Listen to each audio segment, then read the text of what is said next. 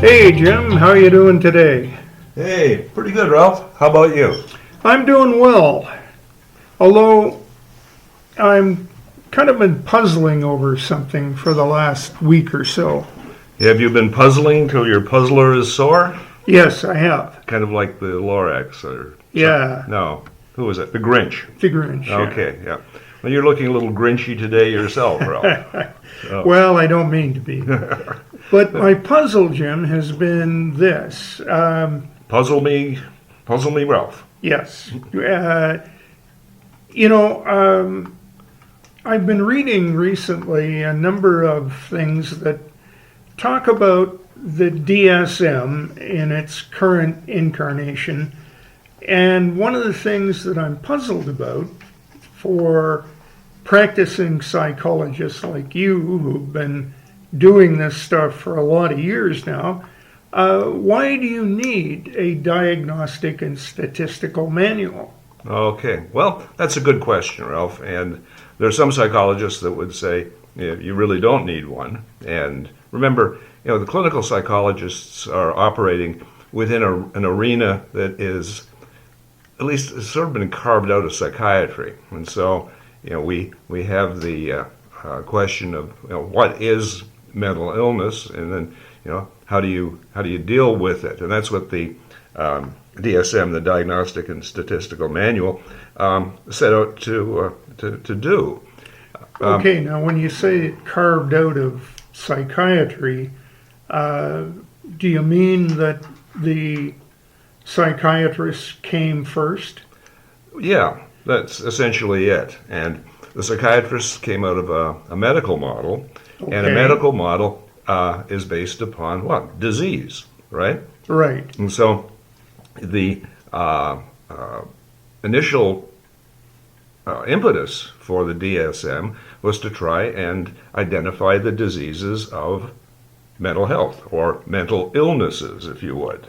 Okay, so now I know that psychiatry started basically with Freud and Meyer, and both of them said early experience in childhood sort of sets the tone, if you will, for mental health in adulthood. Yeah, actually, you can go back 50 years before Freud to a guy named Kraepelin, and he was working in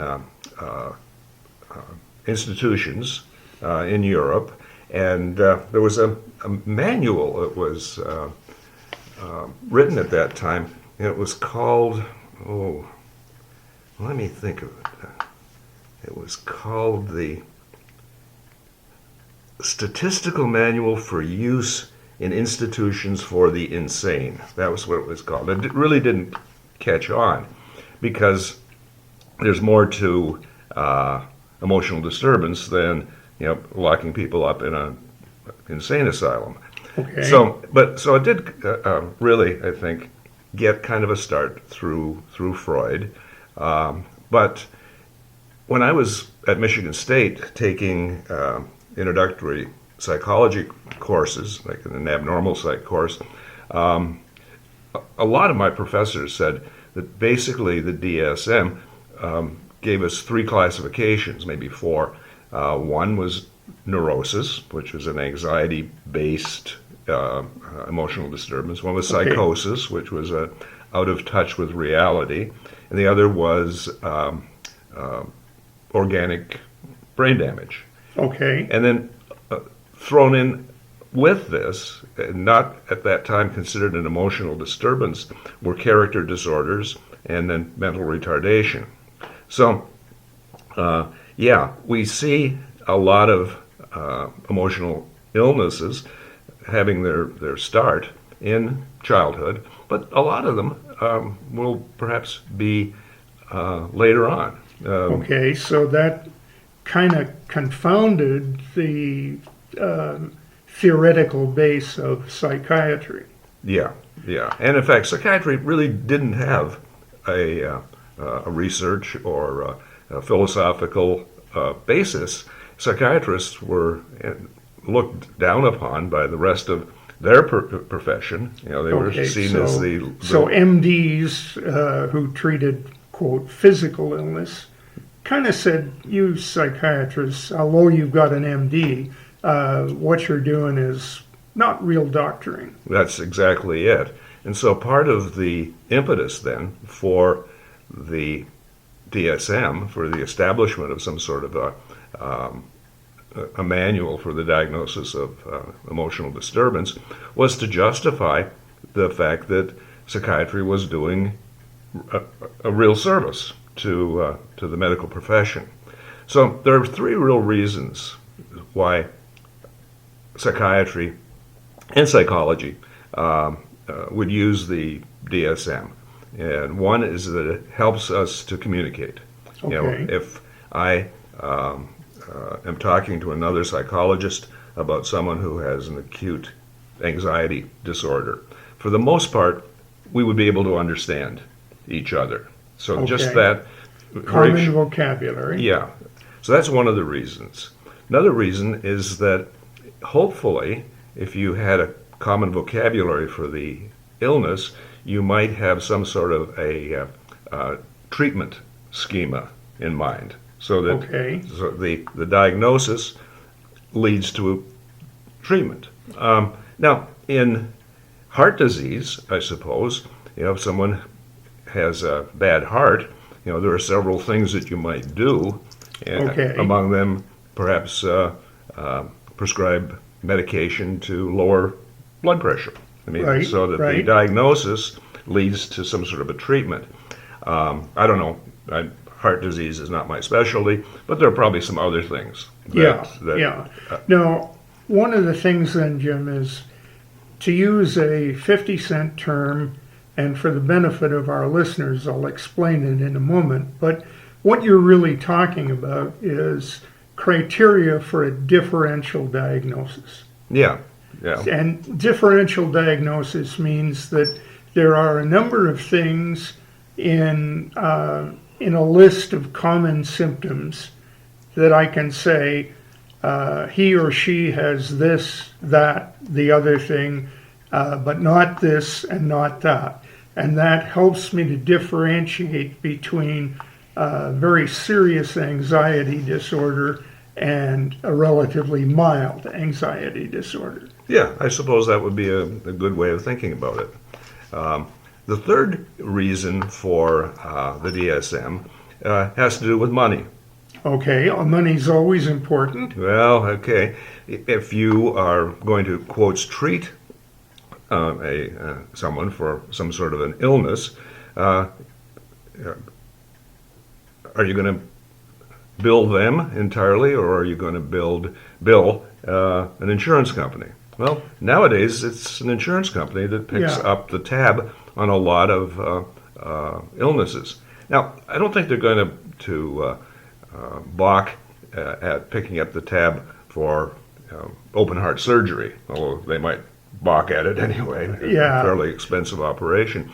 But if psychiatry couldn't justify itself as providing medical attention, then they couldn't justify their billing of an insurance for an insurance policy. Now that leads me back to another thing that I read about that kind of confused me.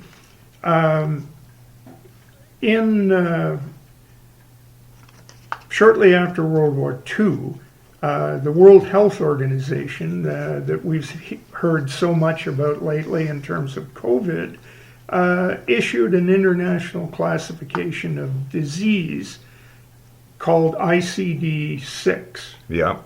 Okay, so that's the moneymaker. Right. That's exactly it. So that a psychiatrist, or in some cases psychologists as well, have to come up with a ICD diagnosis for insurance purposes. And the two of them are very similar. There's a great overlap between the DSM, which is from the American Psychiatric Association, and the ICD, which is from the World Health Organization. Okay. Now, it started out with relatively few mental illnesses listed in the ICD, But it's kind of interesting that the DSM started out with relatively few diagnoses as well, and it's expanded now over the years. Yeah, and back in the day, when the first institutional, if you will, set of categories were done in 1918, basically you had a number of neuroses and a number of psychoses. And for the benefit of our listeners, and maybe in a kind of humorous way, it's been said that neurotics build castles in the air and psychotics live in them. So, Yeah. a neurotic is going to be somebody who has a rich fantasy life, for example, but the psychotic can't tell the fantasies from reality. Okay, yeah. And so we had a handful then, somewhere around 60, identifiable emotional disturbances. And they were pretty much that. They were disturbances of maladjustment. Okay. The idea is that you were either violating social norms, that is, you looked or acted in a way that wasn't kind of deemed socially appropriate, or you had some internal feelings of discomfort. You weren't comfortable with the way you were either behaving, or you weren't comfortable about the feelings that you had with your behavior. And now, over the years, this has expanded, markedly, so that not only do we have cases or instances where people are violating social norms, or cases where people are feeling in some way disturbed about their behavior, to actually the point where pretty much normal behavior, if carried out in an exaggerated way, could be classified as a disturbance. I'll give you an example. Do you know anybody who's shy, Ralph? I do. Okay. Yes. Now, some people are shy, right? Yes. Okay. But we now have a term that's called social anxiety. Now, social anxiety is shyness, but now it's being treated with SSIRs, and it's classified as an emotional disturbance. Okay. So, in other words, if I was the kind of young boy, let's say, who, when a visitor came to the house, I hid behind my mother's skirts and wouldn't talk. So I'm shy. Mm-hmm. Now, all the way through public school and high school, I never speak up in class. I never volunteer to do a presentation. I hate public speaking, etc., etc. I'm still shy. Mm-hmm. Yeah. But if I get out and I get a job as a salesman, and I discover that I have trouble doing the job because I can't go to my clients and talk to them. Okay. This would be a behavior that now is interfering with your life, right? Okay. And that's where the justification would be to see a psychologist, perhaps, or a psychiatrist. A psychiatrist would prescribe perhaps medication of some kind. A psychologist might use a cognitive behavioral approach to help you deal with your anxiety and to help develop new presentation skills. Okay. Okay. Whereas the psychiatrist might just use some kind of medication to help with the anxiety. But in either case, what we've done is we've taken something that is kind of a normal behavior, the shyness of the individual, and we have medicalized it, Okay. and in some ways perhaps even stigmatized it. And that's one of the things that we'll be talking about in this series, Ralph, and that is the stigmification, is that a word? Stigmatization, maybe. Stigmatization of normal behavior by classifying it as in some way abnormal or a problem. a mental illness. Yeah, and that's some of the. I mentioned that some psychologists and some psychiatrists would not subscribe to the notion of a DSM because a psychiatrist like Thomas Szasz says that mental illness is a myth. And he wrote a book called The Myth of Mental Illness. And he said it's simply a way that society has of attempting to control its deviant individuals. Well, I'm not sure that too many people are going to subscribe to what Szasz says today, but in the past, the Soviet Union, for example, has taken its political prisoners and deemed them to be mentally ill, and rather than assassinating them like they're doing now, it would put them into Camps in Siberia. Or insane asylums, or yeah. Yeah. Now, let me give you a hypothetical example, Jim. Okay. Suppose we have a male who comes from a relatively affluent family. Mm-hmm. His parents are now dead. He's been terribly shy all his life. He's got, from his income from his family, he's got $72,000 a year.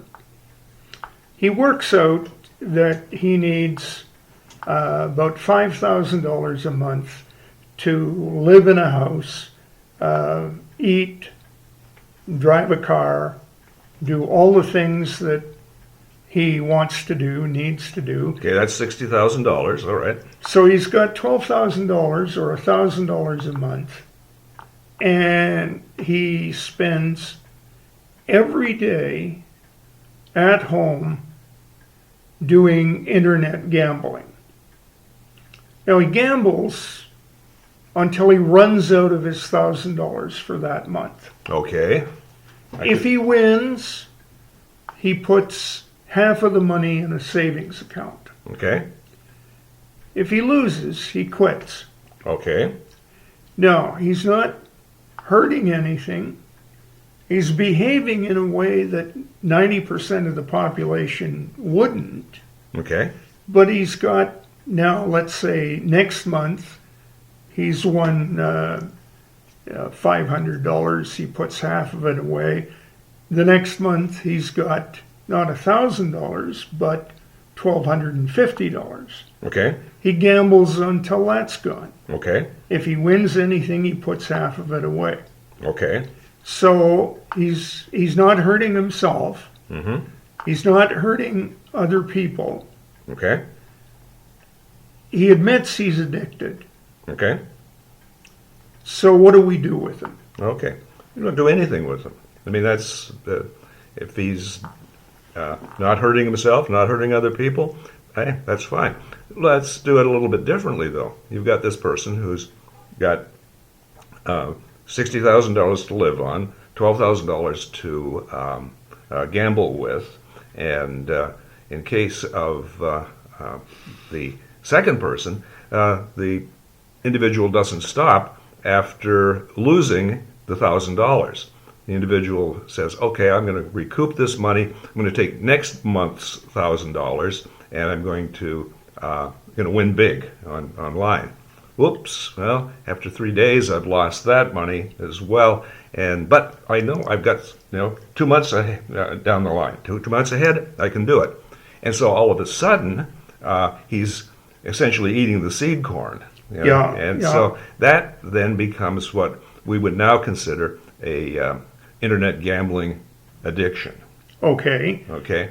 And so it's the harmful consequence. Or let's even be further in our heads about it.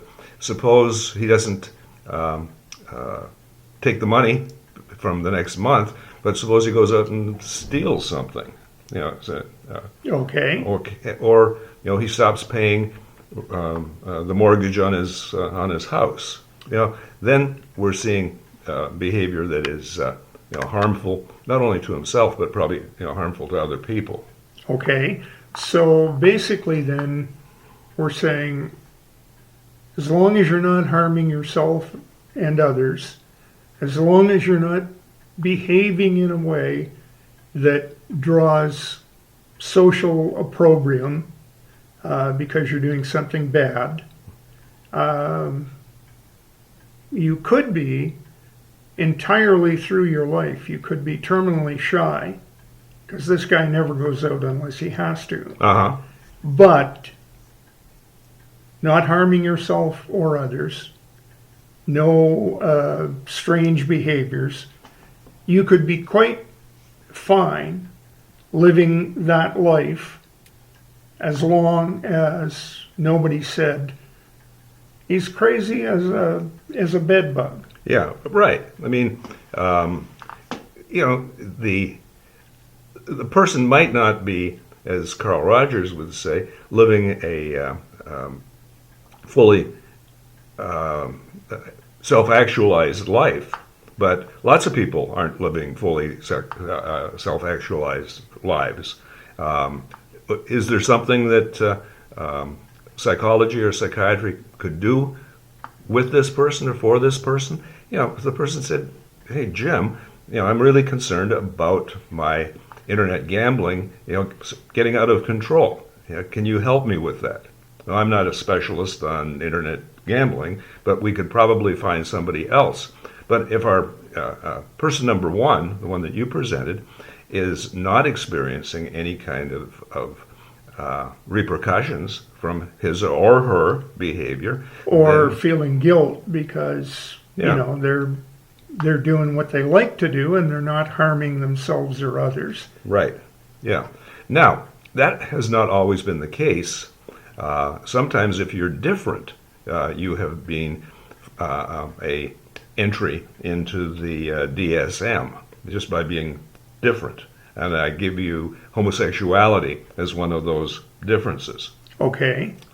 With the first DSM, homosexuality was considered a mental illness. With the second DSM, it also was considered a mental illness.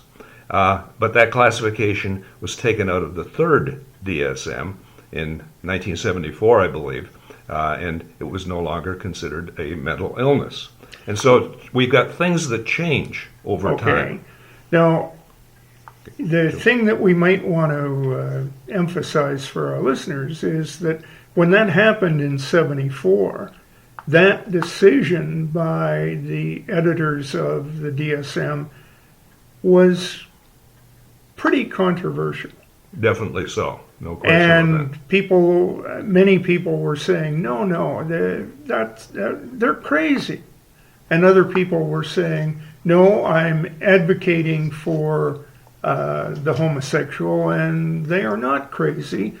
They just... they're different. They're different. Than the societal norm of the 1970s. And, it was Kinsey that began to shine a light on various kinds of sexual differences, which are quickly labeled as sexual deviations by some people. And, we're going to talk about the DSMs now, because I mentioned 1, 2, and 3. Well, we also have DSM-4 and DSM-5, and we see changes in all of them. In all of them as they I don't like to use the term evolve, but these things are not created by one person. They're created, or a bunch of editors. They're created by committees of people who are, for the most part, psychiatrists in the American Psychiatric Association, and they, as people, they all have opinions that they bring to the table, and we see that those opinions have changed over the course of the last 100 years. Yeah, 100 years basically. And one of the things that's interesting to me, Jim, is that all of the changes in the various categories and classifications and treatment paradigms in the various DSMs have evolved to, I guess I'm going to call it looser categories. Yeah, we'll look at that, Ralph, as we go through. Looser, I'm not sure if we want to use that term, but if you go from, say, 60 categories in 1918 to 500 categories in 2013, we've got a lot more differentiation. How's that? Yeah, okay. The differential diagnoses have become more finely graduated.